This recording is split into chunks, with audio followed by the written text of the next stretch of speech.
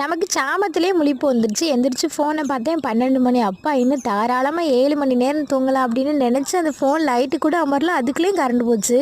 Current இல்லாமல் கூட தூங்கிடலாம். But இந்த கொசு பைப்புலைய காதுக்குள்ள கீன்னு கத்திக்கிட்டு சுத்தமாக தூக்கமே இல்லை. காலையிலாவது கொஞ்சம் நல்லா தூங்கலான்னு பார்த்தா அந்த அப்பன்னு மயனு டிவியை சவுண்டு ஃபுல்லாக வச்சுட்டு மோட்டு பதில் பார்த்துக்கிட்டு இருந்தேன். இனிமேல் என்னத்தை தூங்க, எந்திரிச்சு போய் நம்ம வேலையை பார்ப்போம் அப்படின்னு ரொம்ப நாள் அந்த மயில் குளம் பார்த்து வச்சிருந்தேன். வருமா வராதானே. பட் இன்னைக்கு ஓரளவு நல்லா தான் வந்திருந்தது. அத்தை காலையிலேயே உளுந்தங்கஞ்சிக்கு ரெடி பண்ணிட்டு இருந்தாங்க. தேங்காய் ஏலக்காய் சுக்கு எதுவுமே இல்லை.